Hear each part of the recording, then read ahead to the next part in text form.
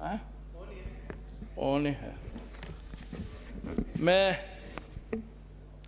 माननीय अध्यक्ष महोदय, माननीय सभापति महोदय, मैं मेरे इलाके में फर्जी राशन कार्ड की वजह से जगह जगह एक ही राशन कार्ड से दो तीन जगह तक तीन जगह पे राशन उपलब्ध करवाया जा रहा है। इसलिए राशन जो असली हकदार है राशन के, उनको राशन का हक नहीं मिल रहा है।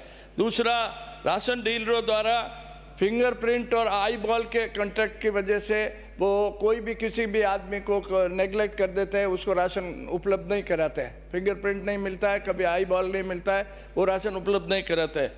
इसी तरह मेरे विधानसभा क्षेत्र में और राजस्थान के विभिन्न विधानसभा क्षेत्रों में रबी और खरीफ की फसल के लिए जो अनुदान मिलना चाहिए था इंश्योरेंस कंपनी की तरफ से, उन इंश्योरेंस कंपनीज की तरफ से कोई भी अभी तक उनको इंश्योरेंस क्लेम नहीं मिल पाया है। उसके लिए मैं हृदय से आपसे अनुरोध करता हूं राजस्थान सरकार से। दूसरा, केंद्र सरकार ने पहले वो दिए थे जुमले कि 15 लाख उपलब्ध करा देंगे, हर खेत को पानी दे देंगे, न तो 15 लाख आए, न कोई 2 करोड़ रुपए नौकरियां मिली। दूसरा, मेरे सभापति महोदय, कृषि कनेक्शनों की स्वीकृति नहीं दी जा रही है। पिछले सन 18 से 2018, 17-18 के बाद से कृषि कनेक्शन अभी तक उपलब्ध नहीं करवाए जा रहे। पाली विधानसभा क्षेत्र में 2-3 साल में ट्रेन से पानी, मैं उस दुर्भाग्यपूर्ण जगह से आता हूं जहां ट्रेन से पानी सप्लाई किया जाता है। माननीय सभापति महोदय, हर 2-3 साल में ट्रेन से पानी सप्लाई करना पड़ता है। ट्रेन के ऊपर एक फेरे पे 70 लाख 90 लाख रुपए खर्च होते हैं। वो पानी की व्यवस्था भी अभी तक पूरी उपलब्ध नहीं करवाई पा रही है। लेकिन अब जो पानी की टंकियाँ बना रखी है पाली विधानसभा क्षेत्र में और विभिन्न क्षेत्रों में, उन पानी की टंकियों में भी अभी तक पानी उपलब्ध नहीं हुआ है। वो टंकियाँ बस्ट हो गई है, टंकियाँ फेल हो गई है, पानी आज दिन तक उन टंकियों में नहीं आया है। दूसरा, माननीय अध्यक्ष महोदय, सीवरेज लाइनों की वजह से जो गंदगी है, वो गंदगी पूरे मोहल्ले में फैल जाती है और पूरी गंदगी की वजह से पूरे मोहल्ले में दुर्गंध होती है, बच्चे बीमार होते हैं, बच्चों को बहुत तकलीफ होती है। और दूसरा, मेरे यहाँ CETP है, एक कॉमन एफिलेंट ट्रीटमेंट प्लांट। उस कॉमन एफिलेंट प्लांट में करोड़ों रुपए का भ्रष्टाचार है। उस करोड़ों रुपए के भ्रष्टाचार के जो मालिक है, जो अध्यक्ष है, वो खुद 60-65 करोड़ रुपए उनसे सिटी यूनियन बैंक और ये स्टेट बैंक ऑफ इंडिया कर्जदार है। वो जो अध्यक्ष है वो कर्जदार है। उस अध्यक्ष महोदय को आज दिन तक किसी ने टच नहीं किया, किसी ने उसको बर्खास्त करने की कोशिश नहीं करी। तो मैं ये विधानसभा में आप सभापति महोदय के मार्फत से मैं ये निवेदन करता हूं कि ऐसे अध्यक्ष को सरकार तुरंत हटाकर उस CETP प्लांट में भ्रष्टाचार मिटाकर आगे कार्रवाई करे। राज्य में बिना लाइसेंस के दवाइयाँ वितरित की जा रही है। वो दवाइयाँ बिना लाइसेंस के, बिना उसके लाइसेंस के दवाइयाँ वितरित करी जा रहे हैं। उससे ग्रामीणों की सेहत पे और शहरवासियों की सेहत पे बहुत बड़ा फर्क पड़ता है।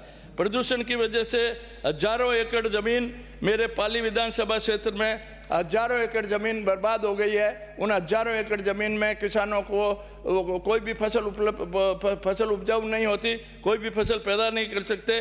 इस बाबत हाईकोर्ट ने आदेश कर रखे हैं उन किसानों को मुआवजा देने के लिए। उस मुआवजे के बारे में भी कोई अभी तक कोई प्रावधान नहीं किया गया। माननीय अध्यक्ष महोदय, माननीय सभापति महोदय, जो फसलें बर्बाद, जो कृषि भूमि बर्बाद हुई है, उस कृषि भूमि को मुआवजा देने के लिए राजस्थान हाईकोर्ट ने आदेश कर रखे हैं, लेकिन उसके बारे में भी अभी तक कुछ नहीं किया है। राजस्थान हाईकोर्ट के आदेश के बावजूद कोई भी भारत सरकार द्वारा या अंतर्राष्ट्रीय स्तर पर किसानों को मुआवजा दिलवाने के उपलब्ध कराने के लिए व्यवस्था करे।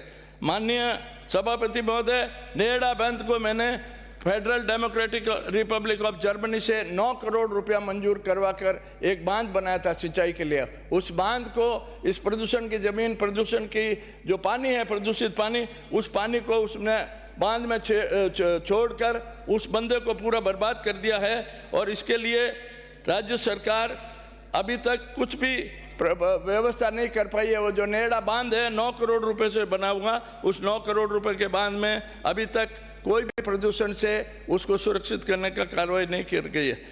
माननीय सभापति महोदय, तुष्टिकरण तो हमारे ऊपर इल्ज़ाम लगाया जाता है, हम टोपियाँ पहन के या चादर ओढ़ाकर जब तुष्टिकरण के लिए वहाँ दरगाहों में चादर चढ़ाते हैं या सिर पे टोपियाँ रखकर चढ़ाते हैं, तो ये तुष्टिकरण का काम तो अब आप लोग भी कर रहे हो, भाजपा सरकार भी कर रही है, भाजपा के मंत्री भी कर रहे हैं, भाजपा के मुख्यमंत्री भी कर रहे हैं।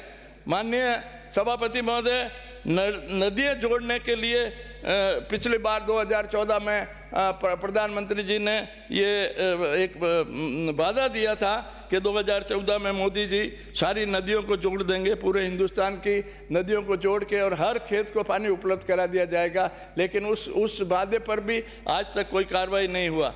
माननीय अध्यक्ष महोदय, ये छत्तीसगढ़ में हसदेव अरण्य है। हसदेव एक जंगल है, उसमें जंगल को उजाड़ा जा रहा है, जीव जंतु मारे जा रहे हैं। छत्तीसगढ़ की वो जो जमीन है, वो जमीन अडानी जी को दे रखी है और अडानी जी के द्वारा उस हर्षदेव अरण्य जो जंगल है उसमें फसलें वो पेड़ पौधे उगाड़े जा रहे हैं और उन किसानों को, आदिवासियों को बर्बाद किया जा रहा है। माननीय अध्यक्ष महोदय, बजरी माफिया के आतंक भी पूरी तरह राजस्थान में छाया हुआ है। इसी तरह सरकारी अस्पताल भी रेफरल अस्पताल में कन्वर्ट हो चुके हैं। सरकारी अस्पताल में कोई भी जाता है तो उसको बड़े अस्पताल में रेफर कर दिया जाता है। स्थानीय अस्पताल कोई भी उन मरीजों के मरीजों की कोई सेवा नहीं करता है।